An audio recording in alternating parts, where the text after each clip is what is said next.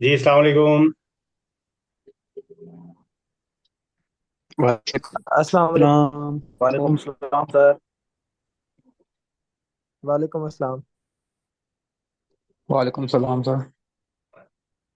Okay, let's let's start. क्या क्या topic आप लोगों ने पिक किया है?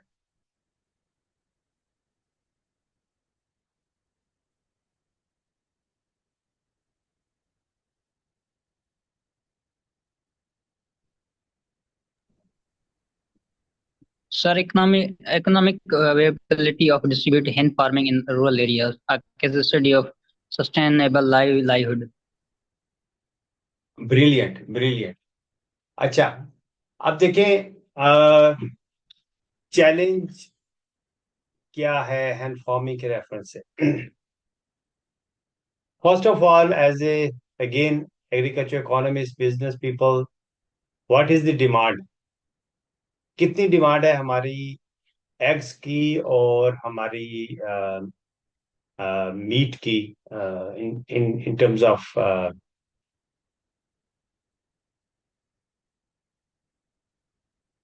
चिकन मील जो है, उसके रेफरेंस से हमारी क्या डिमांड है?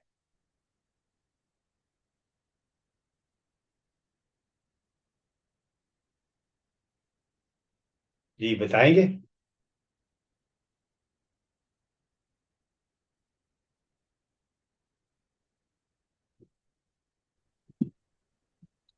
हाँ सर।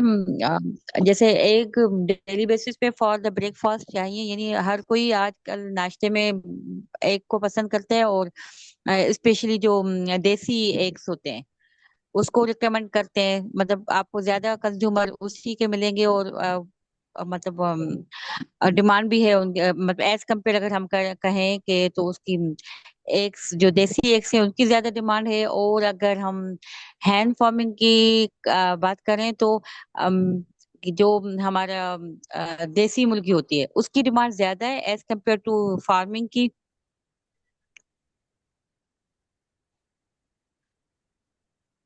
जी, एनी स्टूडेंट?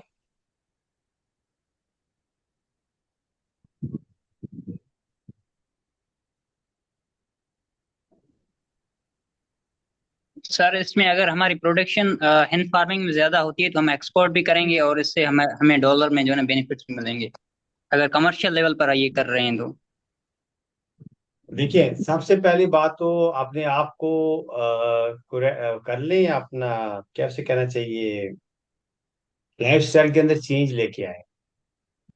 जब भी आपने किसी फोरम पे भी जाना है, इवन अपनी क्लास में आ रहे हैं, तो एक्सपेक्टेशन टीचर की भी ये होती है, और अगर किसी और की मीटिंग में जा रहे हैं फिर तो लाजमी है, इसके बगैर यू आर नॉट गुड, कि अपना होमवर्क करके जाए उस टॉपिक के ऊपर।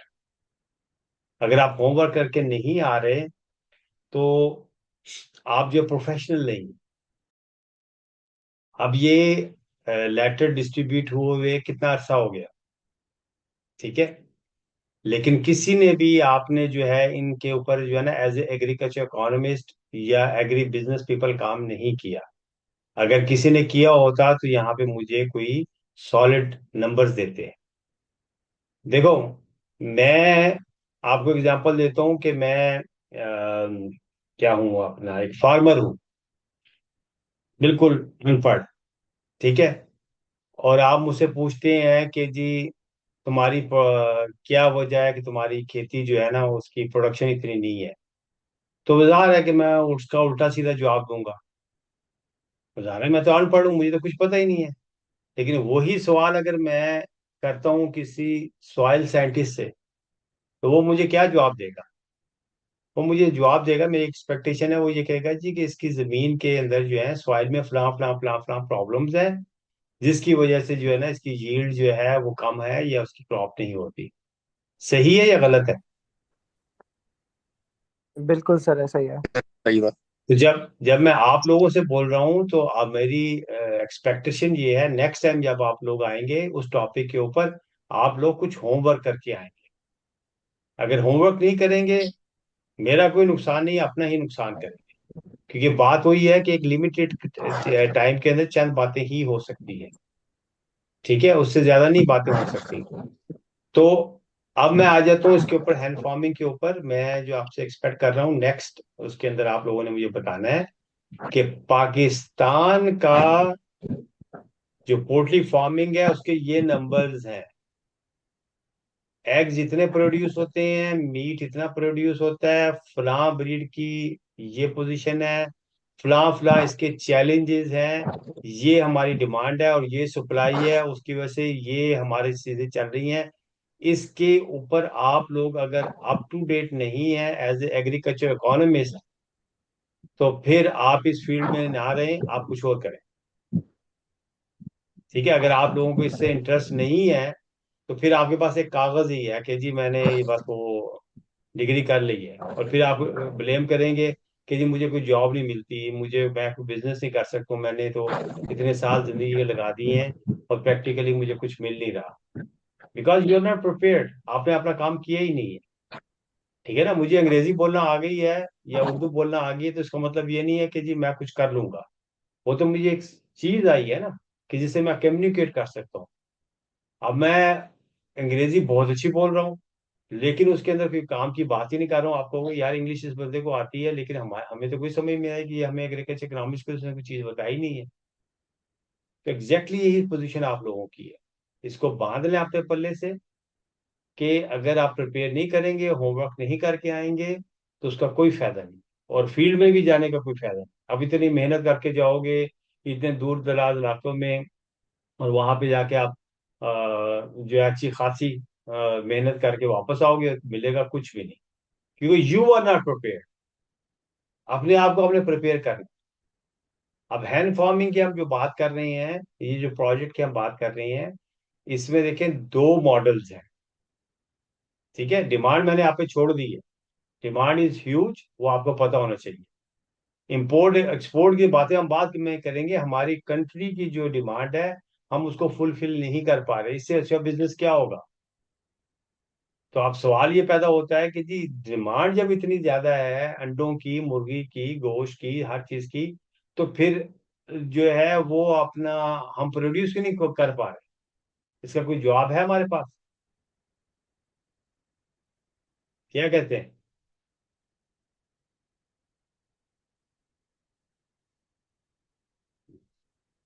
एनीबॉडी? सर इंटरनेट बहुत ज्यादा लेग हो रहा है, आपकी आवाज जो है ना वो कट हो गई। काइंडली आप प्लीज वापस दोहराएंगे सवाल। इसको वीडियो को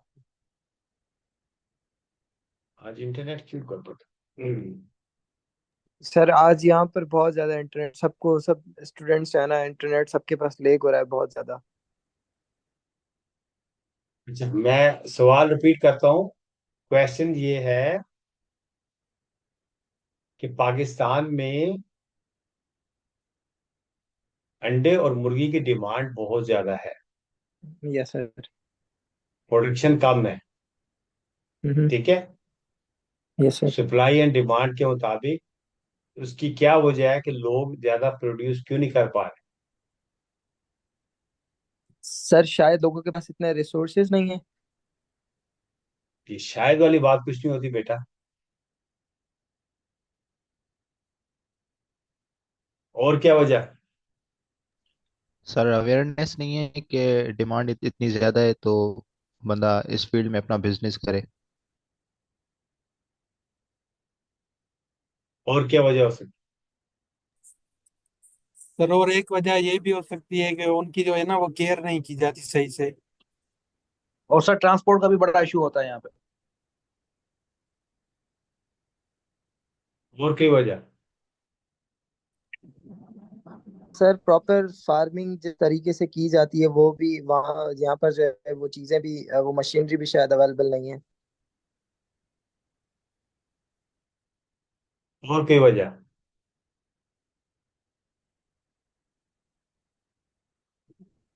सर गवर्नमेंट पॉलिसीज। क्या होना चाहिए गवर्नमेंट पॉलिसी?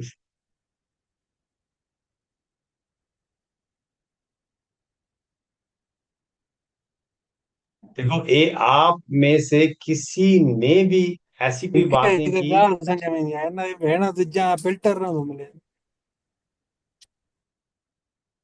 क्या कहा?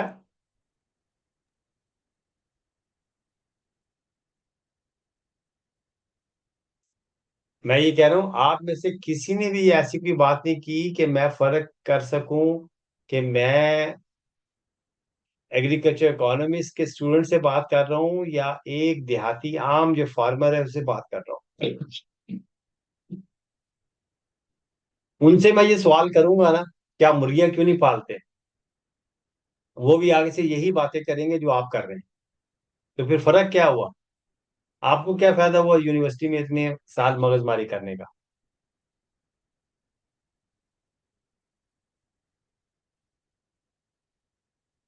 इस बात को बुरा ना बनाएं। ये समझ लें कि आपको अपने सोचने का अंदाज बदलना है। ठीक है? किसी भी चीज के बारे में आपको क्रिटिकल थिंकिंग लेके आनी है। जब तक आप वो तब्दीली नहीं लेके आएंगे, उसका कोई फायदा नहीं होगा। आप लोगों ने करना ये है कि जो रेलिवेंट फील्ड है उसके बारे में आपने फौरी तौर पर जिनी से काम लेना है। जिनीस किसे कहते हैं?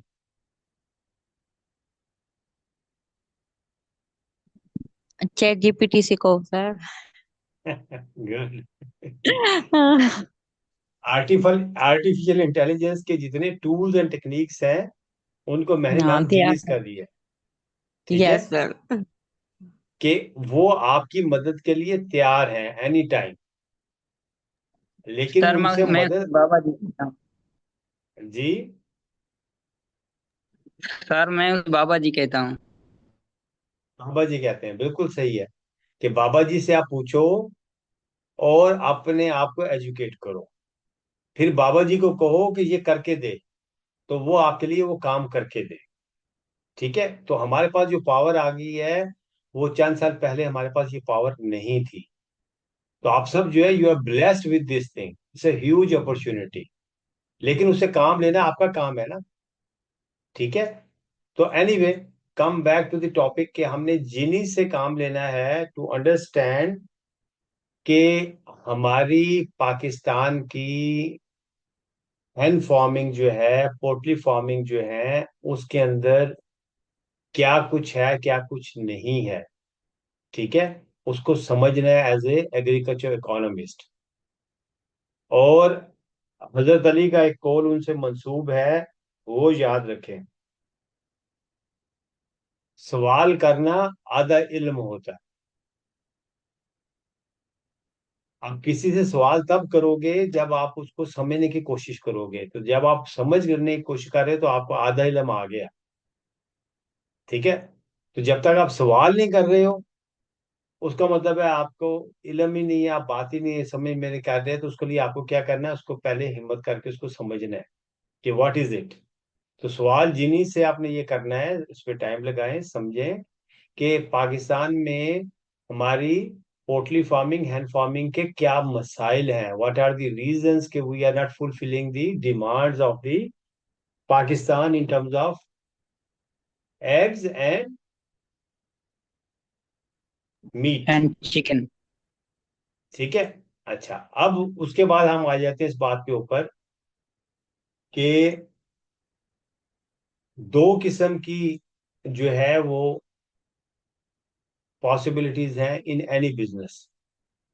वन इज कि जिसे हम कहते हैं कि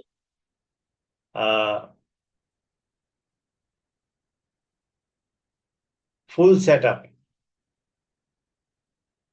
under one shop you have got everything, man power, equipment, machinery, setup, लोग आपने हायर किए हैं, जॉब्स क्रिएट की हैं, और आप जो है उसका तमाम चीजें जो है वो लेके चल रहे हैं। तो जैसे हैंड फार्मिंग में होगा उसे हम कहते हैं कंट्रोल शेड। ठीक है? अब ये कंट्रोल शेड जो बनाते हैं कंप्लीट, आप एक उसका पोल्ट्री फार्म का यूनिट बनाते हैं, तो you need investment of minimum 2 crore rupees. तो ये एक आपका एक मॉडल हो गया कि you want to do a business in the poultry farming. आपने कंट्रोल शेड बनाया, उस कंट्रोल शेड के अंदर आपने इन्वेंट्री ली, मैन पावर हायर की, डॉक्टर हायर किए, आपने वो जो भी पोल्ट्री रखी है, एग्स का जो भी आपने करना है वो सारा कुछ किया। तो उसके बाद आपने उसको मार्केट में सेल किया, आप प्रॉफिट बना रहे हो। तो that's a one model, control shed, one system. और आपने पूरा एक सेटअप किया, वन सेटअप के साथ एज ए बिजनेस आप कर रहे हो। एक इसके मुकाबले में दूसरा मॉडल है, that is a distributed model. तो हम एज ए हुपो जो स्टडी कर रहे हैं, जो प्रमोट कर रहे हैं, वो ये कर रहे हैं कि हम डिस्ट्रीब्यूटर मॉडल को लेके चले। तो जो आप लोगों ने स्टडी करनी है कि what is a distributed model.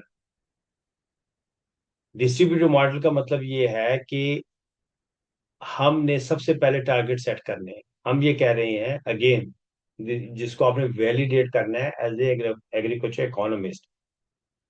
हमने अज्यूम ये किया है कि अगर हम एक गोठ लें, विलेज लें, और उसकी हम कैपेसिटी जो है वो इतनी बना दें कि उस गोठ से तकरीबन 1000 एग्स पर डे प्रोड्यूस हो, तो ये एक ऐसा थ्रेश होल्ड है कि जिसके ऊपर होलसेल बायर जो है वो आएगा और उसको अच्छी प्राइस देके जाएगा। अगर उससे कम होगा तो होलसेल बायर जो है उसके लिए फिजिबल नहीं है कि वो जो है वो आए और वो सारी कॉस्ट बेयर करे और वहां से वो प्रोक्योर करके जाके आगे मार्केट में सप्लाई करे। अब आप लोगों के लिए आसानी है इसको समझना कि जो हमारा मेट्रोपॉलिटन सिटी है वो आपके नजदीक कराची है। ठीक है, आप कराची के मेट्रोपॉलिटन सिटी के अंदर हैंड फार्मिंग के रेफरेंस से अच्छे एग्स, अच्छा मीट, उसकी हर किस्म की मार्केट मौजूद है। वो वाले भी मौजूद हैं जो कि हाई क्वालिटी की चीजें लेंगे और वेरी गुड प्राइस पे कर देंगे, और वो वाले लोग भी मौजूद हैं, एक नहीं दो नहीं हजारों की शक्ल में, जिनको लो क्वालिटी की जो है वो चीजें चाहिए लेकिन उनके लिए वो कॉस्ट कम से कम हो। तो मार्केट जो है ह्यूज अवेलेबल है, डिमांड अवेलेबल है। अब आ जाती है उसकी बात कि उसकी सप्लाई की लाइन, सप्लाई चेन कहाँ पर है। तो सप्लाई चेन के तरफ जो चैलेंज है कि मैं एक फार्मर हूं और मेरे वसाइल सिर्फ इतने हैं कि मैं सिर्फ मुर्गियां पाल सकता हूं या अंडे पैदा कर सकता हूं। उससे आगे मेरे पास गुंजाइश नहीं है, ना मुझे समझ है कि मैं किसको बेचूं, कहाँ पे बेचूं, क्या मुझे रेट मिलेगा, कौन यहाँ से लेके जाएगा, कराची कैसे पहुंचाएगा। ये मेरे लिए पॉसिबल नहीं है।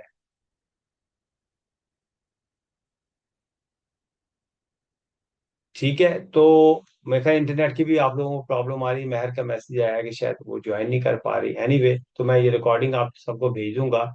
तो अब वो जो चीज है क्या कि जी, जो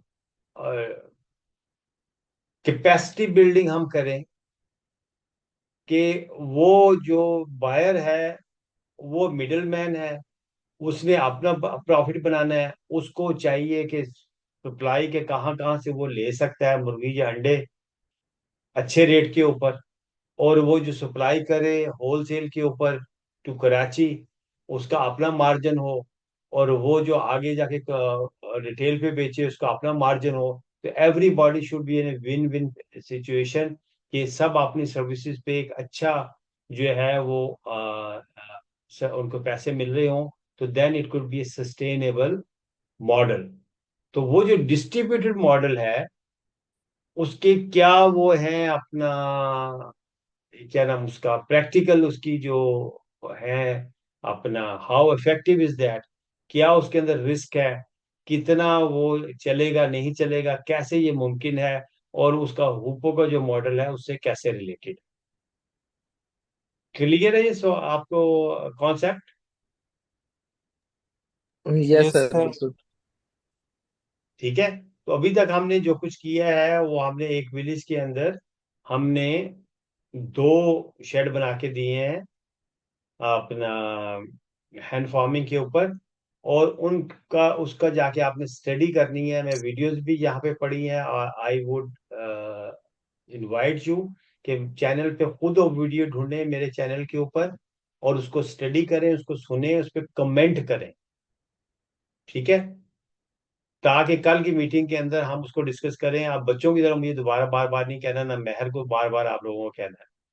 तो उस क्योंकि प्रिपेयर होंगे, उसको देखेंगे, समझेंगे, तो आपके जहन में सवाल आएंगे। जब आप सवालों का जवाब मिलेगा तो डिस्कशन होगी, और जब आप वहां पे जाएंगे तो then you will have a more fruitful visit. Clear हो गई? तो आपको क्लैरिटी आनी चाहिए कि जी इस वक्त जो है हमारा हैंड फार्मिंग का जो मॉडल हमने अडॉप्ट किया हुआ है और उसको हम एग्जीक्यूट कर रहे हैं मॉडल विलेज के अंदर, वो क्या है, उसमें क्या कुछ होता है, क्या कुछ नहीं होता, वो कितना फिजिबल है और कितना जो है वो प्रॉफिटेबल है या नहीं है, ये आपने स्टडी कर। तो उसको हम स्केल कर सकते हैं, उसको रेप्लिकेट करना चाहिए, नहीं करना चाहिए, इस सब का जो है आपने क्रिटिकल एनालिसिस करके देना है कि yes it make sense, it doesn't make sense, ये नहीं चलेगा, ये जो है ना ये बेकार की बातें हैं, ये खाम में है, ये प्रैक्टिकल नहीं है, ऑल द वे। ये है आपका टास्क जो आप लोगों ने करना। क्लियर है? Yes sir. यस सर, बेहतर। अच्छा। Yes sir. सर ये कैपेसिटी बिल्डिंग थोड़ा डिफाइन करें मुझे। जी, गुड क्वेश्चन। कैपेसिटी बिल्डिंग का मतलब ये होता है कि भाई हम ये कह रहे हैं कि एक विलेज है, उसको हमने हैंड फार्मिंग की तरफ लेके आ रहे हैं। तो अब उस विलेज के अंदर क्या चीजें चाहिए कि जिसकी मदद से जो है उनको समझ में आए कि they can adopt it as a business, ठीक है। तो उनकी हम कैपेसिटी नहीं है, कैपेसिटी किस शक्ल में नहीं है, for example know how he नहीं है, तो हम नो हाउ पे क्या करें, उनको एजुकेट कैसे करें। फिर ये है कि जी उनको वो चीजें अवेलेबल नहीं है जो कि उनको हैंड फार्मिंग के लिए चाहिए। It could B feed, it could B कि वो इन्वेंटरी के उनको चिक्स ही नहीं मिल रहे, ठीक है। इट कुड बी कि उनको दूसरी जो है वो चीजें चाहिए, वो अवेलेबल नहीं है। तो हम क्या करें कि जिससे उनकी कैपेसिटी जो है वो बिल्ड हो जाए, पता चले कि हाँ जी ये जो विलेज है इसके अंदर हमने जो है ना वो लोगों को एजुकेट भी कर दिया है, उनको इंफ्रास्ट्रक्चर भी प्रोवाइड कर दिया है, और उनके अंदर हम जो है वो इन्वेस्टमेंट भी ले आए हैं। अब उनकी हमने कैपेसिटी बना दी है कि no they can do this business.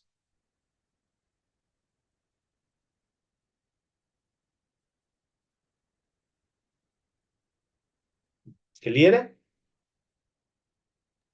Yes sir. Yes sir. चलें आज फिर हम यहाँ पे रुक जाते हैं, इंशाल्लाह फिर कल देखते हैं, कल जी। बाकी बातें करते